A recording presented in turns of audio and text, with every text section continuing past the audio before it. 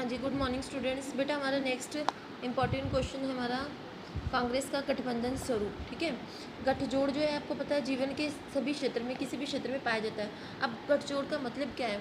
इकट्ठे होकर किसी भी उद्देश्य की प्राप्ति करना, उसे हम क्या कहते हैं?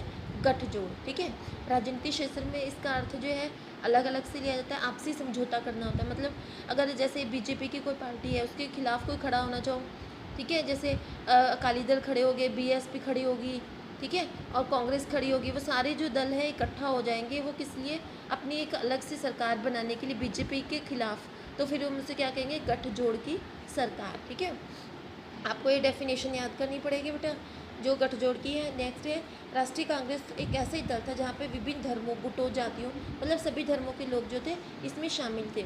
जब राष्ट्रीय कांग्रेस का गठन हुआ तो मुख्य तौर से इसमें क्या थे? वकील और बड़े बड़े व्यापारी थे। ठीक है, और जो आपको पता है वकील और व्यापारी, उनका प्रभाव क्षेत्र बहुत ज़्यादा था। ठीक है, धीरे धीरे उसमें और जातियों के लोग भी जो है इकट्ठा होने लगे और इसमें जो है गठबंधनों का इसको समूह कहने लगे। क्यों? क्योंकि इसमें विभिन्न धर्मों, गुटों, जातियों के लोग शामिल थे। ठीक है, हाँ जी। नेक्स्ट है बेटा इसके जो शीर्षक हैं, फर्स्ट है कांग्रेस एक सामाजिक गठबंधन के रूप में।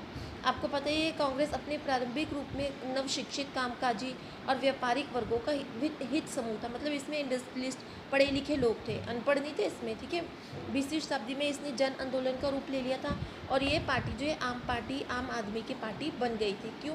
क्योंकि पार्टी ने परस्पर विरोधी हितों के समूह को इकट्ठा जोड़ लिया था, जैसे किसान, उद्योगपति, शहरी, ग्रामीण, मतलब अमीर गरीब सभी वर्गों के लोगों को जोड़ लिया था और फिर इन्होंने अपना गठबंधन बना लिया था। ठीक है, नेक्स्ट है कांग्रेस एक विचारात्मक गठबंधन के रूप में। अब मैंने आपको बताया कांग्रेस में गर्मपंथी, नरमपंथी, क्रांतिवादी, शांतिवादी, ये सारे वर्ग जो थे ना वो सभी शामिल थे। ठीक है, पार्टी एक ऐसे मंच की तरह थी जिस पर अनेक समूह और हित राजनीतिक दल आ जाते हैं और राष्ट्रीय आंदोलन में भाग लेते हैं। जब वो सारे जो नेता, मैंने आपको पहले भी बताया था, नेता जो थे इकट्ठे होकर स्वतंत्रता के लिए आ जाते थे, तो फिर वो किस लिए इकट्ठे हुए थे? उनका लक्ष्य एक ही था कि हमने स्वतंत्रता दिलवानी है। ठीक है, एक ही लक्ष्य की प्राप्ति के लिए जब हम सारे ग्रुप इकट्ठे हो जाते हैं तो उसको हम क्या कहते हैं? गठबंधन की सरकार। और कांग्रेस भी ऐसी ही गठबंधन की सरकार थी। ठीक है, नेक्स्ट है विभिन्न गुटों में समन्वय। अब आपको पता है मतभेद होते रहते थे। ठीक है, कांग्रेस अपने गुटों के प्रति सहनशील थी और इसी स्वभाव के कारण उसमें गुटबाजी भी होती रहती थी। 1907 में कांग्रेस को सूरत में हुई थी और 1922 में स्वराज्य दल के रूप में, 1935 में कांग्रेस सोशलिस्ट पार्टी, 1939 में फॉरवर्ड ब्लॉक के रूप में। ठीक है, अब ये सारे जो थे इनमें से अधिकांश जो थे ये सारी पार्टियां कांग्रेस में ही मिक्स हो गई थी। और ये किस लिए हुए थे? क्योंकि उनके बीच में ही जो कंपटीशन चल रहा था और ये कंपटीशन होने का फ़ायदा किसने उठाया? कांग्रेस पार्टी ने। सारे के सारे कांग्रेस के बीच में आ गए। ठीक है, अतिवाद से बचाव। अतिवाद क्या होता है? ज़्यादा, किसी चीज़ की ज़्यादा होना। शीघ्र ही पार्टी अनेक वर्गों, व्यवसायों, विचारधाराओं के व्यक्ति जो थे इकट्ठे हो गए और पार्टी ने इन सभी को इकट्ठा किया और इनके विचारों को शामिल किया, जिसके कारण पार्टी ने अतिवाद जो है उसको खो दिया, जो है अतिवाद से बचा लिया अपने आप को। अगर वो अतिवाद ना करती तो लोगों में असंतोष फैल जाता है। ठीक है, राष्ट्रीय गति जो है मंद पड़ जाती। विचार विमर्श, आपके क्या विचार है, आप अपने सोल्यूशन दे सकते हो। ठीक है, जो कमियां पेशी हैं आप उसको बता सकते हो। विचार विमर्श देना तो आपका काम है ना बेटा।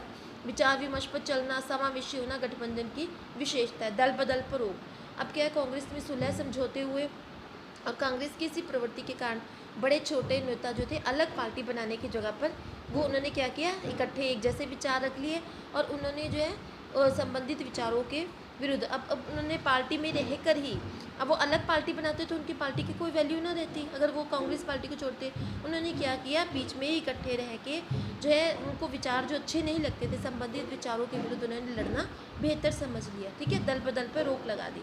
नेक्स्ट है कांग्रेस की धर्मनिरपेक्षता। जैसे मैंने आपको पहले बताया था बेटा, इसमें सभी धर्मों, जातियों के लोग शामिल थे। ठीक है, और इसमें जो है बाकी जो पार्टी उसमें हो रहा था मतलब हेरफेर, और इसमें क्या था? मुस्लिम, पारसी, सिख, ईसाई सभी जो थे शामिल थे। मतलब धर्मनिरपेक्ष स्वरूप था इसमें। ठीक है, और ये जो है दल सांप्रदायिकता का घोर विरोधी है, मतलब कि भेदभाव में बिलीव नहीं करता। इसी प्रकृति के कारण सभी दलों का, सभी धर्मों के लोगों का विश्वास जो है इन्होंने जीतने में सफलता प्राप्त की, क्योंकि सभी देशों के जो सभी रिलीजन थे वो इसमें शामिल हो गए। ठीक है बेटा, तो आप क्या है इन्हीं धारों पर कह सकते हैं कि कांग्रेस जो है एक प्रधान दल बन गया। ओके बेटा, लाइक एंड सब्सक्राइब जरूर कीजिए।